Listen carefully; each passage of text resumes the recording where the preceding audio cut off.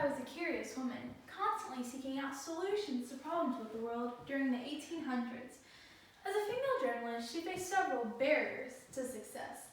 In 1887, she was given the opportunity to investigate an important case involving the poor treatment of the mental ward patients living on Blackwell Island's insane asylum. Reports of misconduct and abuse were rumored, but reporters were restricted from the island. By acting as a mentally disturbed woman, she was able to infiltrate the asylum and experience the gross mistreatment of the mentally ill firsthand. After exposing herself to these atrocities, she was able to report back to the World Newspaper Company and bring national attention to these crimes. In response, a jury was sent to the island to investigate. This social pressure forced Blackwell Island to increase the living conditions of those living there. Her expose also led to New York spending $1 million in resources for institutions within the city. By successfully bringing positive change, Nellie Bly was able to prove that women can handle the pressures of a challenging career. My name is Ariana Walker, and this is how Nellie Bly survived 10 days in the Madhouse. In 1864, Elizabeth Jane Cochran, later known as Nellie, was born into a family of 15 children. At 6 years old, her father passed away, leaving the family in poverty. Providing for this large family proved difficult for her mother, so at the age of 15, Nellie decided to become a teacher. Unfortunately, she had to leave Indiana Normal School, as she lacked the funds to continue.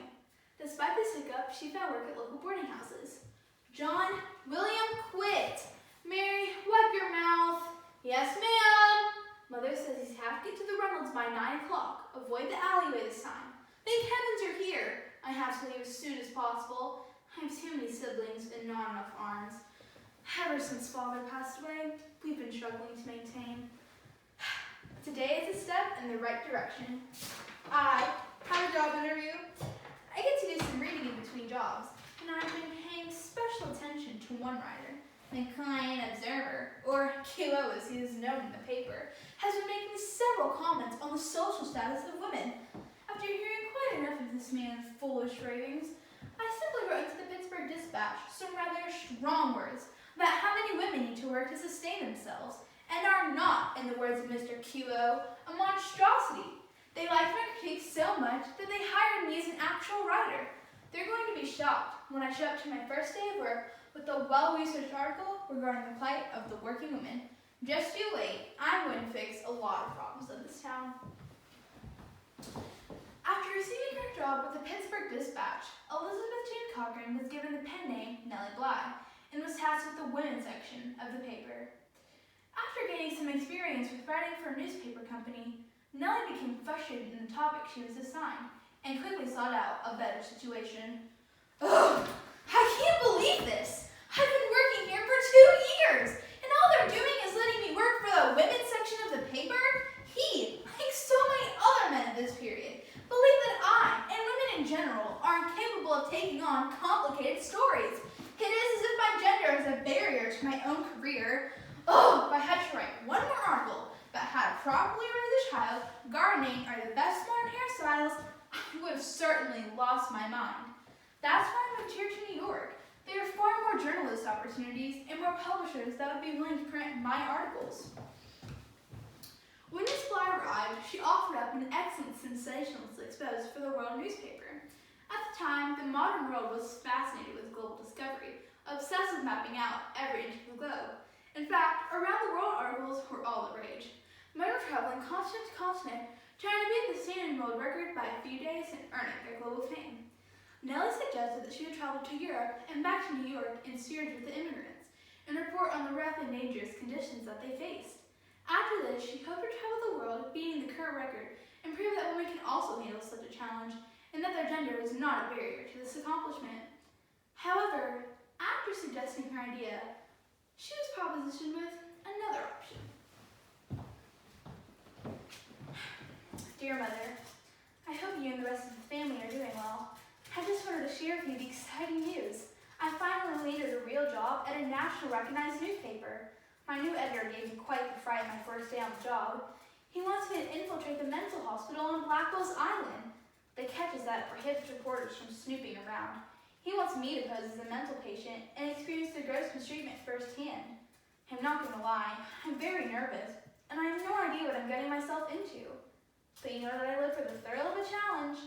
I just hope you support my decision, and I'll be writing back in 10 days' time. Love, Elizabeth.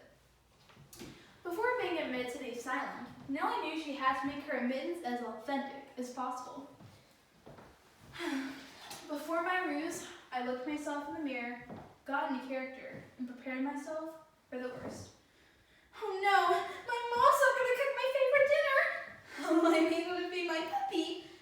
It's awfully rainy in this kitchen. Why are the curtains so loud today? They must not want me to sleep! No, no, no! Her head was filled with all of these nerves and imaginations portraying the same person. She paid to lodge at a women's home under the name Nellie Brown, knowing she would have an audience to perform for her. When she walked into the home, she tried to convince the women living there that she was insane. Why are there so many people? Why is everything so white? There's no balance of color. The couches. No, not the couches. They're far too large. They'll suck you in as soon as you sit in them. By morning, the house owner had summoned the police, as Nellie proved to be insane. She then went to court where the judge admitted her to Blackwell's Island Insane Hospital.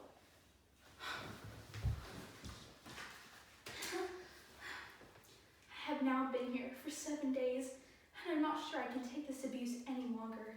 At the moment, I'm hiding under a bed because the nurses can never find out that I've been secretly writing in my journal. Once I arrived, they stripped us of our clothes. They forced us into freezing baths. We were given only a thin nightgown, which does not protect against the cold. Every night, they forced medication upon us. I refused my first night, as I know the impacts of this opium, but they threatened to inject it into my veins. My body is frail. They've only been feeding us rotten meat, stale molded bread, contaminated water, and a foul mush they suggest is edible. Many of the girls living here are in fact not mad. Several are immigrants and cannot communicate their sanity. I cannot explain to you how much that angers me. I knew that I could not intervene, as I've seen firsthand what they do to those who do not follow the rules. The male orderlies and doctors sometimes take the girls to the back rooms to have their way with them. The female nurses even help. This is not only happening in New York, but around the world. Mental conditions such as depression, mania, or melancholy could cause one to be admitted to a mental institution. These hospitals are nothing more than madhouses.